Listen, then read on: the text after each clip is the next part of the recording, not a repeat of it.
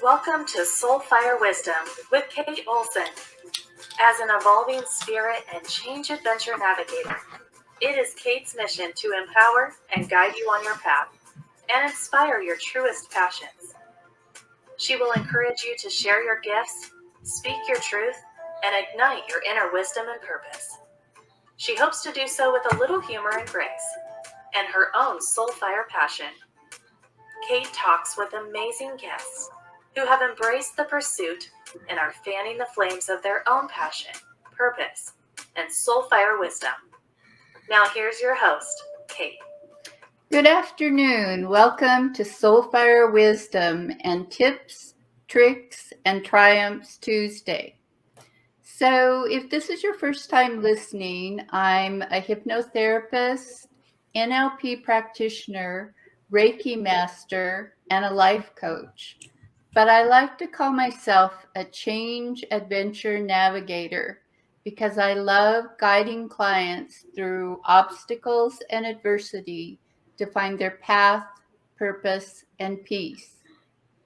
So today I want to talk about triumph and a little tip about that. So on the August 3rd show, I said that I was going to try to create a new habit. And that new habit was getting up earlier than, I naturally want to, and going out on my Ramada to drink a cup of coffee and see the beautiful view I have of the mountains. And so that beautiful view and the, peaceful, pleasant time out on the Ramada was my incentive for creating that habit. However, that August 3rd show was actually recorded in June because it was for during the break, and it was pre-record. And this was my first year in Arizona experiencing a real monsoon. So when I recorded that show, I had no idea what the monsoon was like. And so unknown to me, I told you that I would get back in 3 to 6 weeks and tell you the results of my changing or creating that new habit. But I had set myself up for a kind of a negative incentive because with the monsoon and the humidity that it created and raining, and they had a real monsoon this year in Arizona, a 55-year record, and the bugs, I actually did not want to go out there. So I didn't have a real strong incentive to get me to change my habit of not getting up early. So I think this is like 15 weeks now, and I have finally accomplished that habit change now that we are coming out of the monsoon. So my tip on that is to, when you're trying to create that new habit, make sure that you have a positive incentive. So we have a great show planned for today. My guest is Dr. Richard Nongard, and he's a licensed marriage and family therapist and an ICBCH certified professional hypnotherapist. And he's the founder of the ICBCH, which is the International Certification Board for Coaches and Hypnotherapists, or hypnotists. And that organization trains and certifies professional hypnotists and coaches. He offers courses, training tools for hypnotherapists online and in person and offers events to promote and educate on hypnosis. He's the author of numerous books, the most recent being Excellence in NLP and Life Coaching. So I'm really happy to introduce him now. Hello, Kate, and everybody here. So how are you today? I'm doing pretty well. Okay. So to start out with, can you just tell us a little more about yourself and, what brought you to this path? Sure. Well, it was all a big accident. I drank my entire lifetime supply of booze early on, and I come from a long line of alcoholics, and so I was at the end of the rope early, and so I got sober through no fault of my own, but some interventions from some other people, and so I did what you do if you're an unemployed bartender who just got sober, and I started working as a psych tech on a drug and alcohol unit as I went to grad school. Well, in graduate school, as I was working on my master's degree, I was randomly assigned a practicum supervisor. His name was Dr. Dean P. Montgomery. And he was a psychologist who was a hypnotist. And I was randomly assigned to study with him. And so I went to his office and he said, well, since you're going to be seeing my patients in my office with me, you need to know hypnosis. And he was an Ericksonian trained hypnotist and introduced me to hypnosis just accidentally early on. And so I've been doing this now for, let's do the math here, about 33 years as a professional. Wow. Yeah.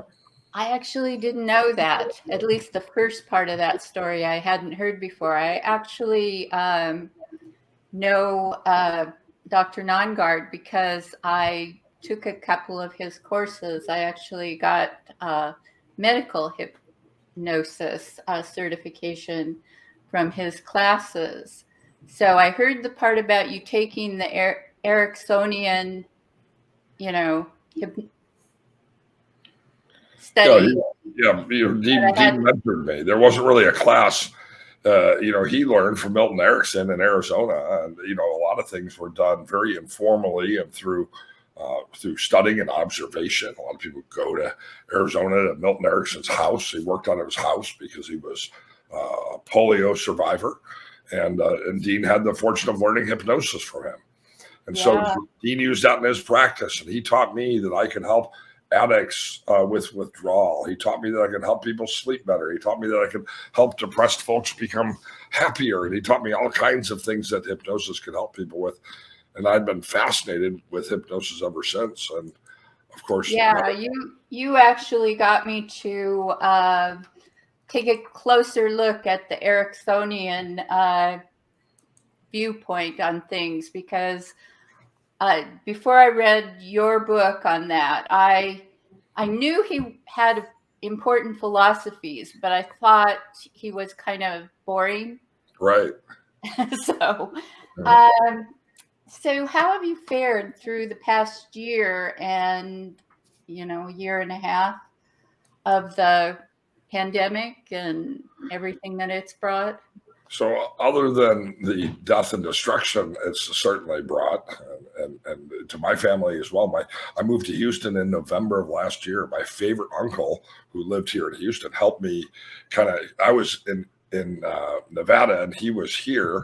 So he was doing all the work to help me with the house. And I moved here on Thanksgiving last year, and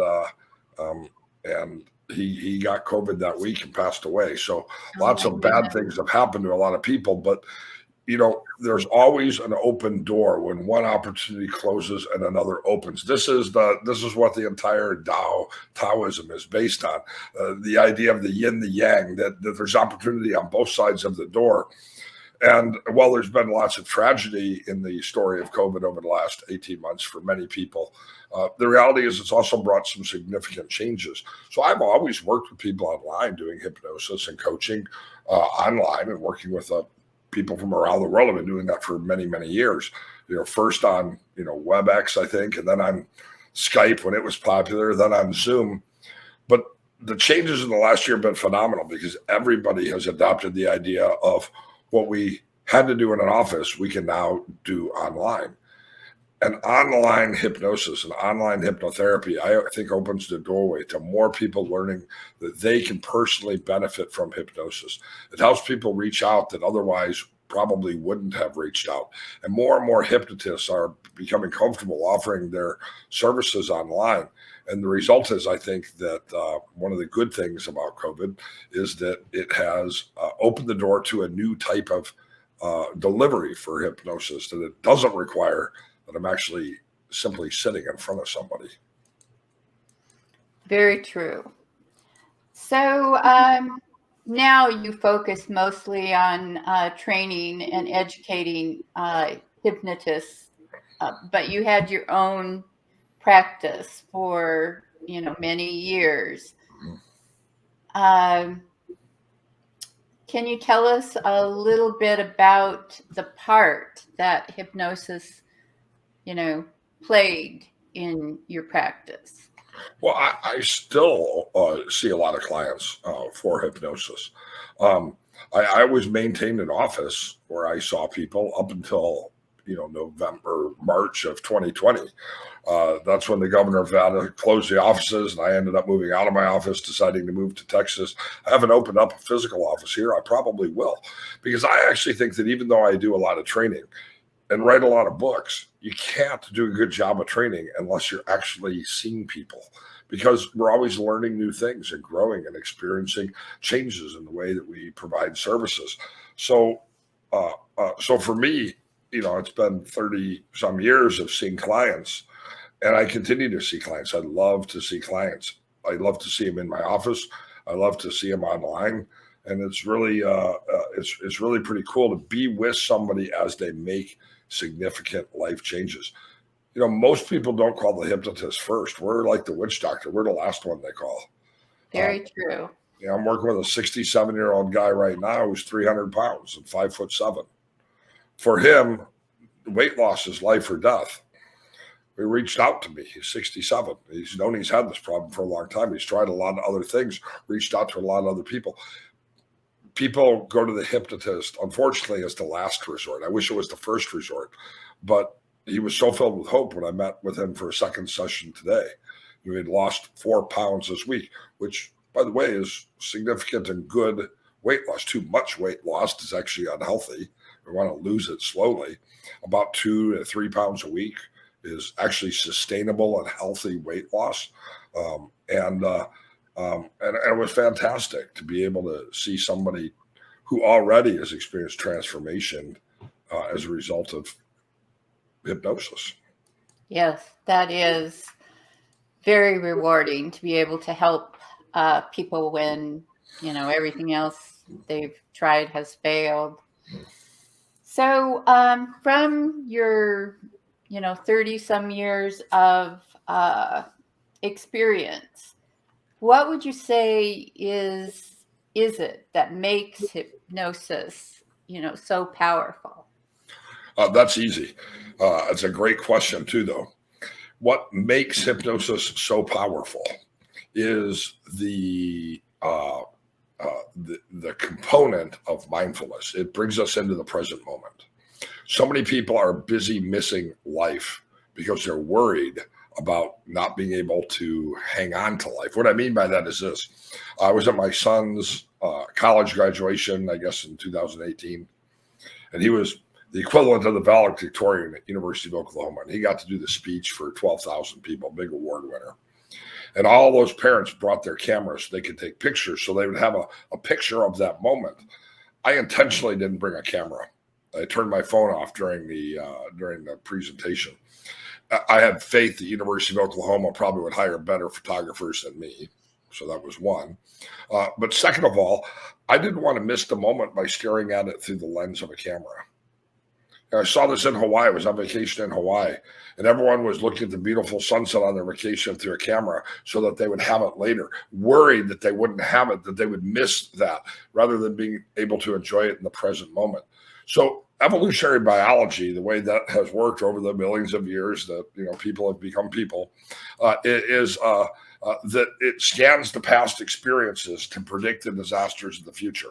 This is how we store up enough for winter when the ice age comes and we have, food to sustain us till springtime. We scan the past so we know what the saber-toothed tiger is doing so that when we go around the mountain, we don't get eaten by the tiger. But this doesn't really serve us very well in the modern world. And what most people are doing is they're carrying around the regrets of the past, or they're lamenting their decisions, and they're ruminating about the past. Or they're off into the future, anticipating the disasters and the fears and the anxieties of the future. And the reality is, no matter what's going on, no matter how difficult it is, as long as we're breathing, we're actually okay. And the only time that we actually have is this moment. Yes. And if you're stuck in one of those others, either the past or the future, you're really missing it, as you said. Well, the great Master Oogway taught us something important. He said that yesterday is history. Tomorrow is a mystery. All we have is the present, and that's why it's a gift. Of course, the great Master Oogway is the turtle from Kung Fu Panda. Wise words of wisdom from Yes, Pittsburgh Studios. we have to, Right. contemporize it. So what influenced you to pursue the training and educating of other hypnotists? So I'm licensed as a marriage and family therapist, and I early on started doing 1994. I started doing training in substance abuse intervention and family violence and other issues that were of relevance to mental health professionals. And people would ask me, they'd say, "Oh, you also do hypnosis. What about hypnosis?" They asked me questions about hypnosis. So I began doing training for continuing education hours for mental health professionals and in hypnosis. But there are a lot of other people who are interested in doing hypnosis professionally. People who might come from a teaching background. Maybe music's very hypnotic. Music teachers make great hypnotists. Salespeople are using the skills of covert hypnosis and hypnotic language, really the heart of Ericksonian hypnosis, to help people make a buying decision and a choice. People can come to hypnosis from all different types of professions and backgrounds and bring their expertise. And so I began to offer the training to a much bigger audience, and it's really been great as I've seen people with, sometimes a ministry or a spiritual background learn how to use hypnosis to help people in a very powerful way. People, again, from a sales background, a teaching background. Really, there isn't any profession out there who's probably not using hypnosis. Whether they know it or not is a different matter. Yes. But using hypnosis as a tool, and by learning the theory and the processes and the procedures and the steps for using hypnosis effectively, they can either become more effective at their existing job or effective at opening the door to being able to help people in a new way as a hypnotist. Yes, very true. I was surprised when my background was in sales and marketing, Right. and I was surprised at some of the, techniques that I had used and not known where they had come from. Well, and what's interesting is that it goes both ways. I always tell therapists you have to learn sales and marketing. The reason why is if you're good at your job being a hypnotist or a therapist, you need new clients. So you better understand marketing. But really, what's really important is if I want to sell the idea that you can let go of your obesity and become healthy, I have to sell that idea. I have to close it. It's a closing technique, and that's what really makes therapy effective. Really, it's not a sales closing technique or even a hypnosis technique. It's a communication and an empathy and a presence technique, and that's what hypnosis is all about: being able to be fully present with people in this moment, because this moment has the ability to transform anything. Yes. So can you tell us a little bit about your research in hypnosis? I know that's an area that you've delved into. I'm actually a collector of research. So, a research psychologist or university research is conducting studies and doing tests and those sorts of things. And I've never participated in those, although I have a lot of colleagues and friends who are, have been directly involved in actually doing peer-reviewed research. What I am is I'm a collector of this research. So a lot of people don't realize that hypnosis is not a complementary and alternative therapy. It's a first-line intervention. The research is there that shows hypnosis is an effective tool for changing habits and behaviors, for restoring a person to health, for preventing illness, for faster recovery. And there are over 12,000 peer-reviewed studies that use the word hypnosis that demonstrate the power of hypnosis to actually help people in very significant areas of life. My favorite website is not Google, it's scholar.google.com. And that only searches peer-reviewed research. It doesn't search anything else, journal articles.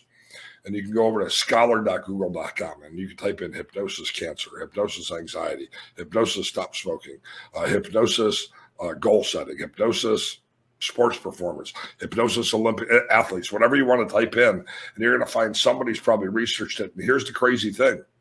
There are a lot of things that are hypnosis that never use the word hypnosis. Mindfulness meditation, visualization, therapeutic relaxation, breath work. I mean, the list could go on and on and on. So if we want to take a look at the studies that never use the word hypnosis, but certainly use hypnotic methods, we're looking at hundreds of thousands of studies. So I like to stay on top of what works. And that's the other great thing about research. The research actually tells us what methods were used in order to produce the result. So as somebody who's doing the work, it tells me these are the methods that are most effective. We don't have to guess. There's educators out there who are informing us as to what the best approaches in hypnosis are, and we can use those to help people. Yes. So in your background, did you take psychology or did you take just strictly the marriage and family course to get? So my educational experience is pretty eclectic. I have a bachelor's degree. I don't have a BA or a BS. I have a bachelor's degree in ministry, and I started out with the desire to be a minister. That I actually was. I was the youth pastor at a church. I was probably 22 years old. And I got fired for being a drunk. They walked the pastor and the deacon walked into a bar that I didn't think I would ever be discovered at, and that ended my ministry career. So I went back to bartending because I knew how to do that. So I got a bachelor's degree in ministry. I have a couple months of sobriety. What am I supposed to do? So I decided I would actually go get my MDiv, my Master of Divinity. And I always say, like Carl Rogers, who crossed over from Union Theological Seminary to Columbia Teachers College and became, of course, one of the most famous psychologists of all time. I crossed from the MDiv program over to the master's degree in counseling psychology. And so I have an MA in counseling psychology, became a licensed marriage and family therapist. My doctorate is actually in transformational leadership in cross-cultural engagement. And that's from Baki Graduate University. And I didn't want to do a doctorate in counseling because to me, it just seemed like doing more of the same, right? Just a little bit more of the same. I was already doing regular updates and education. And the cross-cultural engagement studies and leadership studies really helped me deal with systems and groups and communities. And here's the thing, I might work with one person, but I'm affecting the entire family system, the entire community. So that was just I think a wonderful program that really helped me get some depth. And catch this, Kate, this is pretty cool. I remember earlier I said that this is the only job where if we do our job right, we're unemployed. Yes. We have to do marketing. And I've always been pretty good at marketing, but nobody ever taught marketing to me. And so this month, I actually started my MBA in business marketing. So there you go. I'm going backwards, doing another master's degree. Congrats. Well, I always think it's interesting to see the path that people take because it affects a lot of times they get to the same place, but it affects what ideas they've encountered along the way.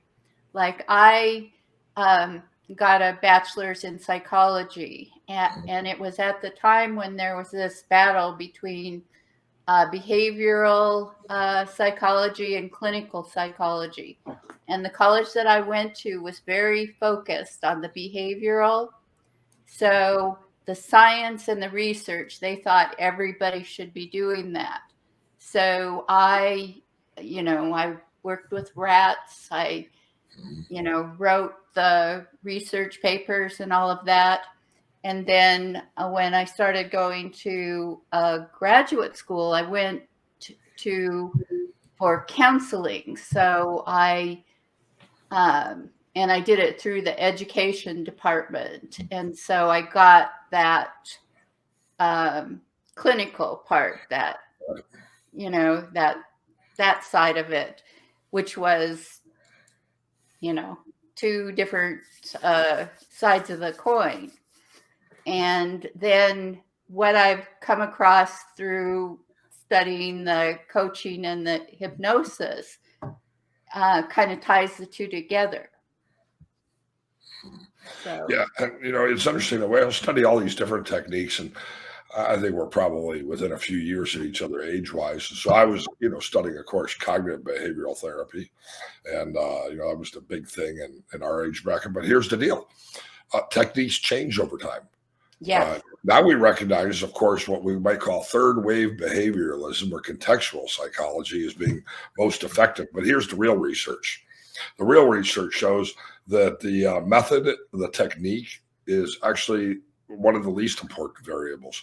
The most important variable is our relationship with the client. Do we care about them? Are we attending to them? Are we present with them?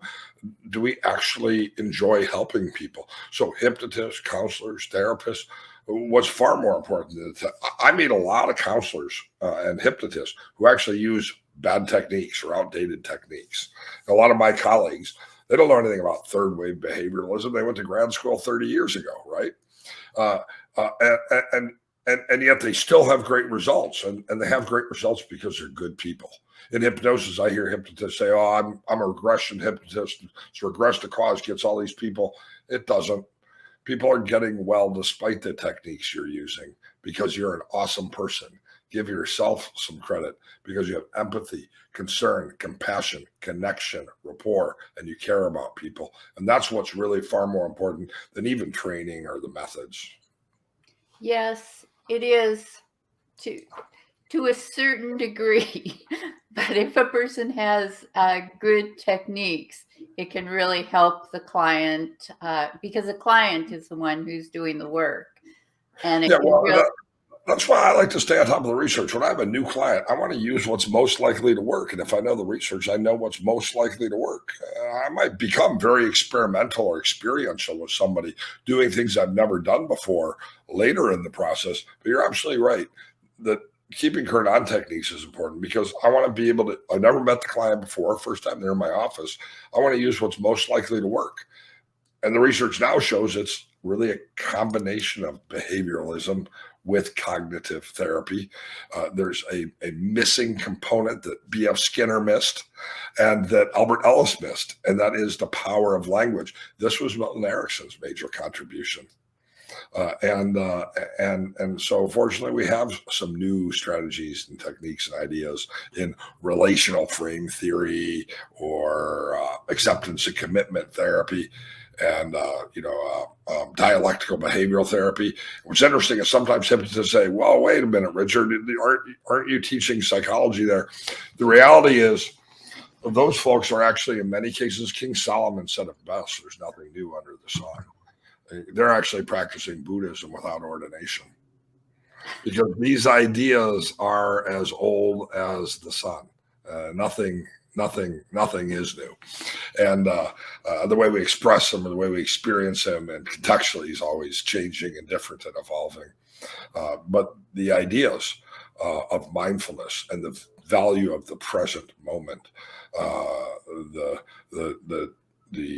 the ability to find on both sides of a scenario and situation opportunity. That's the idea of the Guiguza, 5,000-year-old Taoism. Is an idea that still helps create change today. True, very true. So, can you tell us a little bit about self-hypnosis, how that works and how it can be used? Yeah, I've written a couple books on self-hypnosis.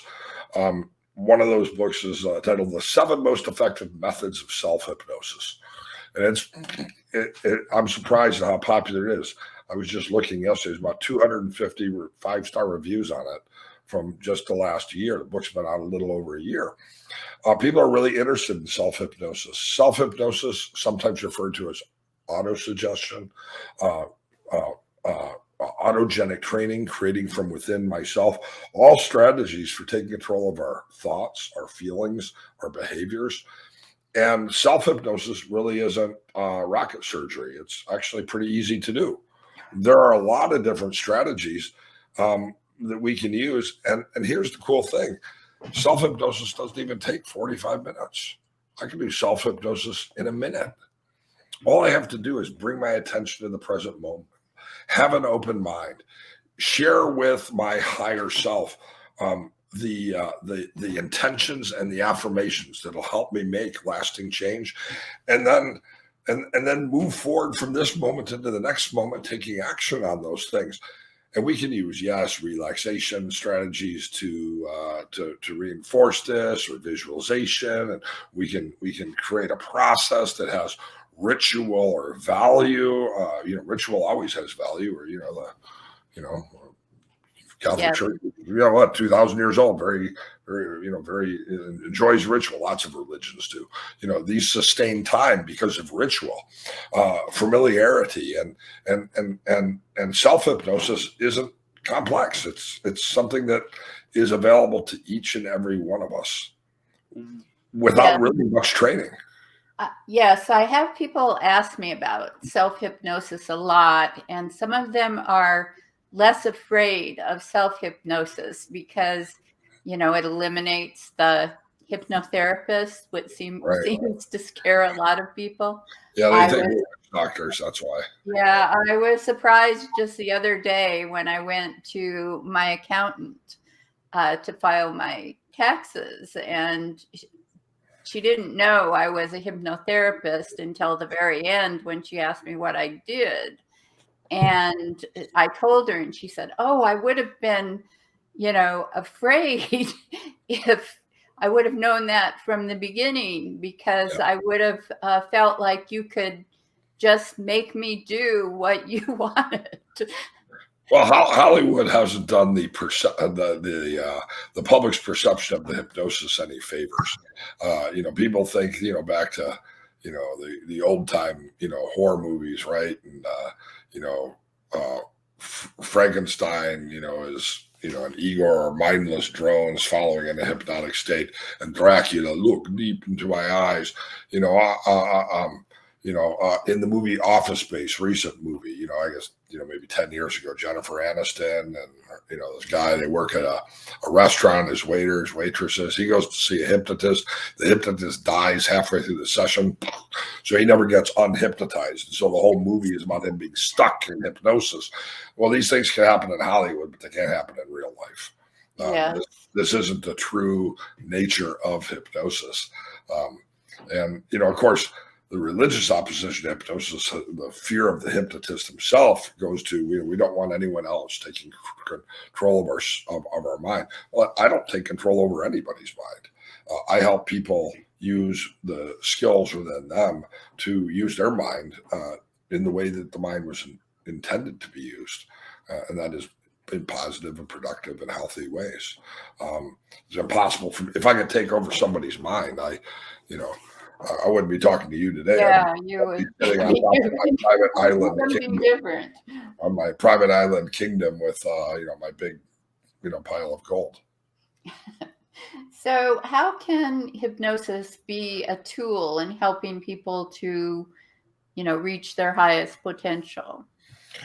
Well, the thing about all of us, most of us don't reach our highest potential. And the reason why is we have limiting beliefs. These are things that we believe to be true that actually aren't true about what we're capable of and what we can do or should do.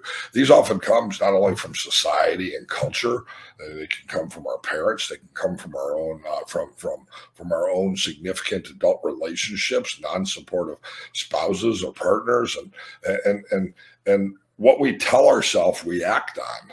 And if we tell ourselves things that aren't true, we'll act on those things. So if I think to myself, well, I'm too old to get an MBA, then I won't apply when I'm 55 to an MBA program, right?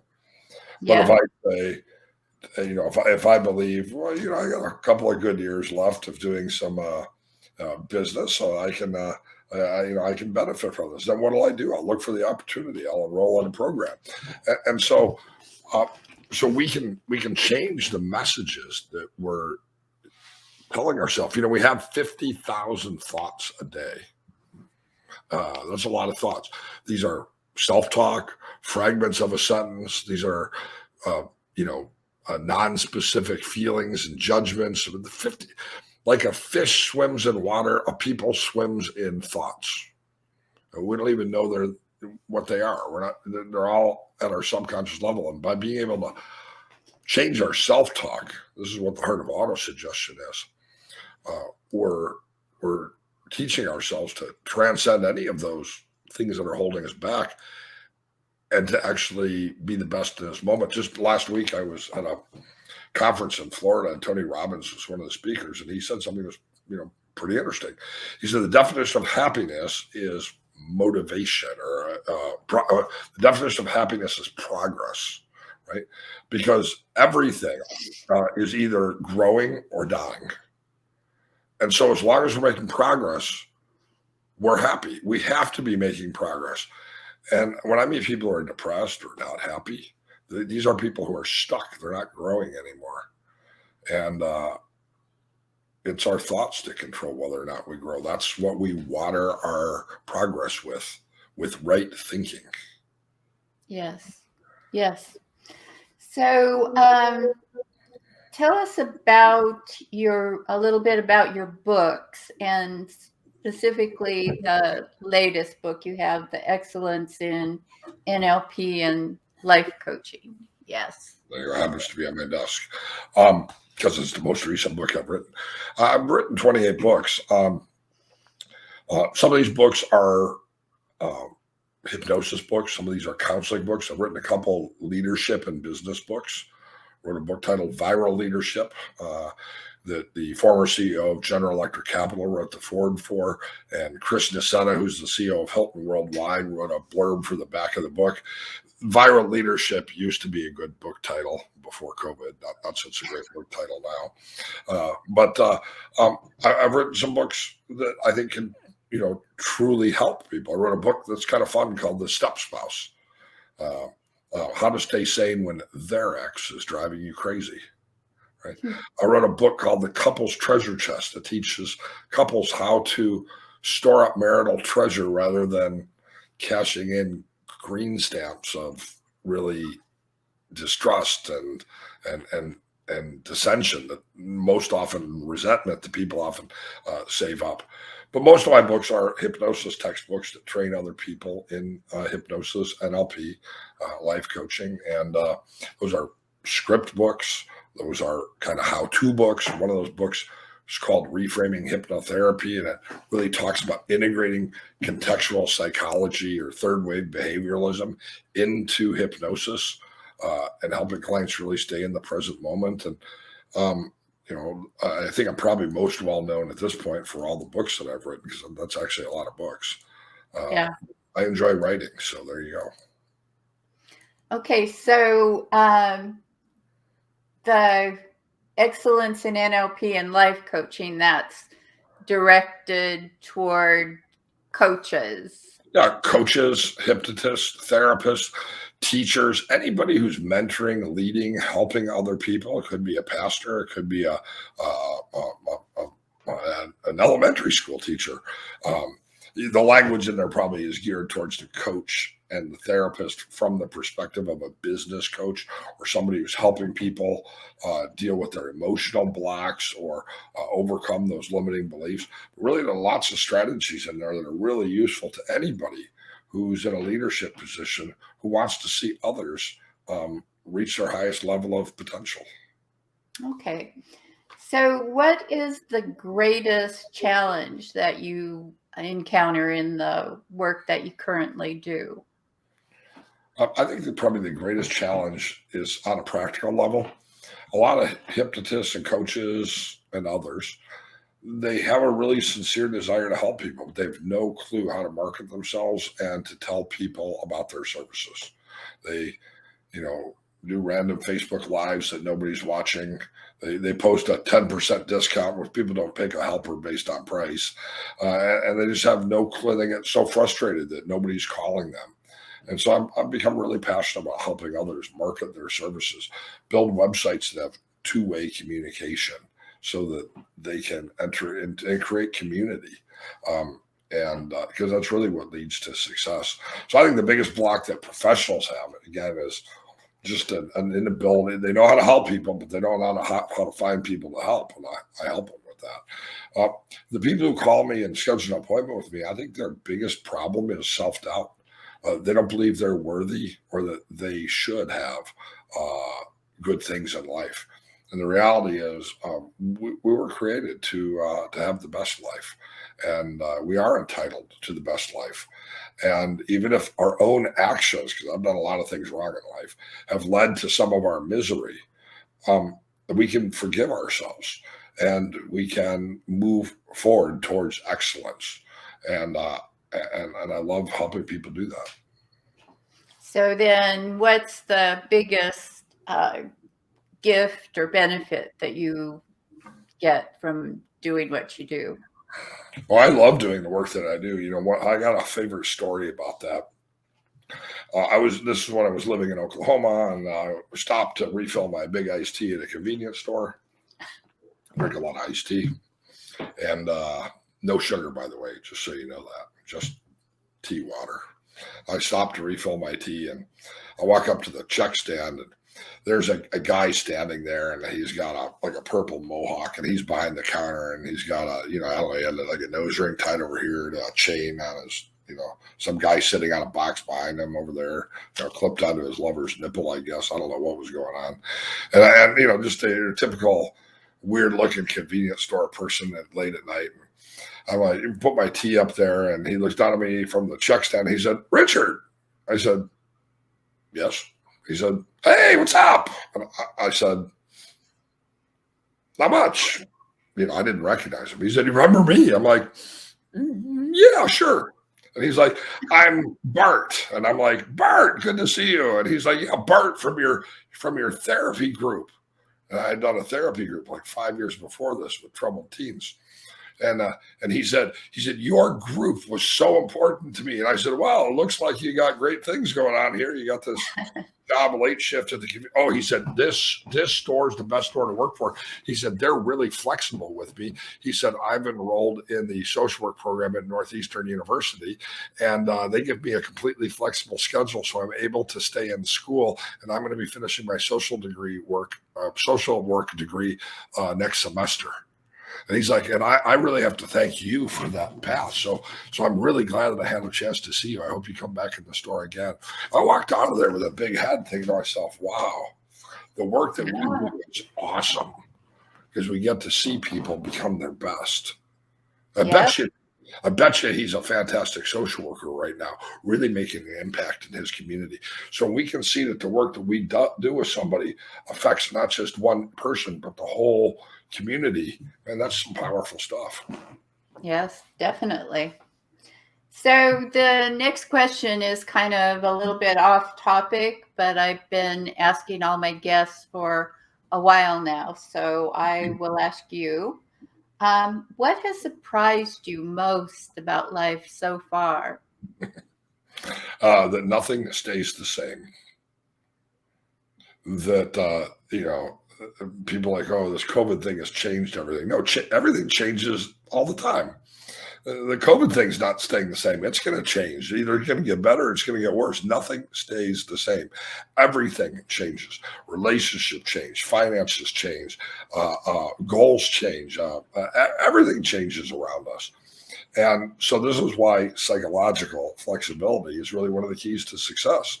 Because if we don't know how to roll with the flow, we become scared and we become inadequate, and we become timid, and it blocks us from being able to rise to our highest level of potential and ride the change as if they are simply waves on the sea, rather than a hurricane bearing down on us. Yes, I think that surprises everybody when they realize it or become aware of it. that. Change isn't something we plan for. Change is already happening. Right. So, if you could leave the listeners with one thought from today's show, what would you want that to be? Live in the present moment. As long as you're breathing, you're okay, no matter what else is going on with you. Yesterday's a history. Tomorrow's a mystery. All we have is the present, and that's why it's a gift. Don't miss the power of the moment by regretting the past or fearing the future. Okay, great.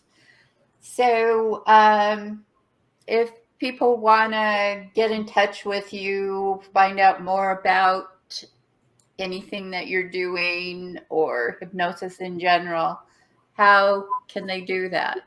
Well, there are two ways, really. Go to Amazon and just search for Richard Nongard. You can find any of my books or any other bookstore. If you like Barnes & Noble better or somewhere else, you go just search there. And then, of course, my website, which is subliminalscience.com.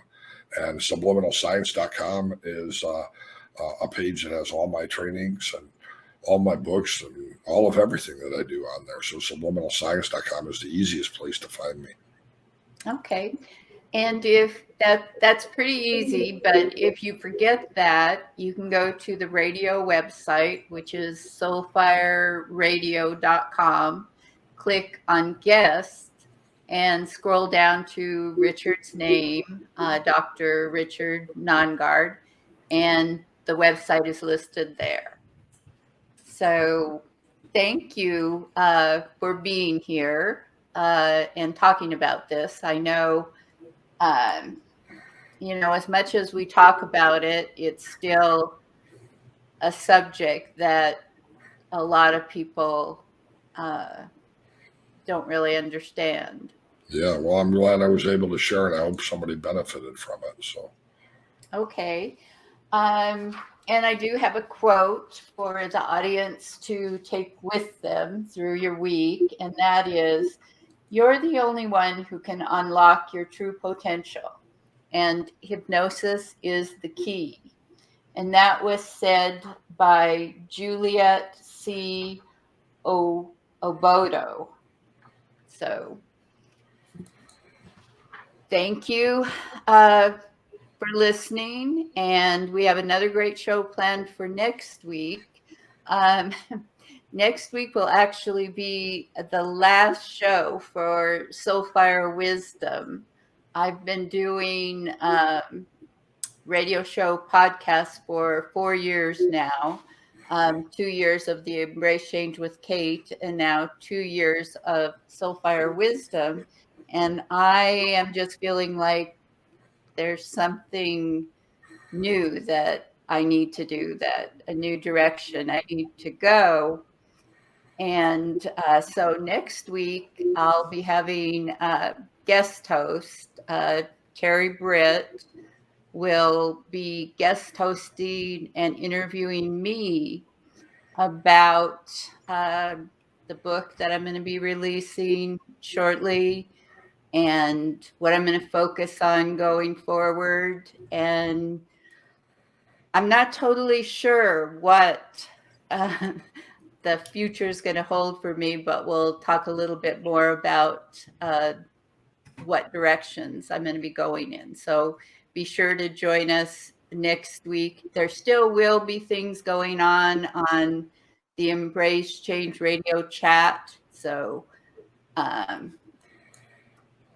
it won't be the end of everything, but it will be the end of Soulfire Wisdom. So thank you again for being here, Dr. Nongard. thank you for having me.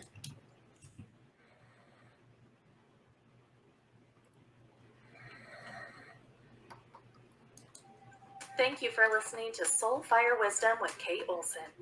We hope you enjoyed the show. If we made you laugh, brightened your day, or sparked a new thought, we have succeeded in our mission. Join us next time when we'll share more secrets and truths and all the magic of transformation that is the journey to Soulfire Wisdom. Always remember, be fierce in the pursuit of what sets your soul on fire.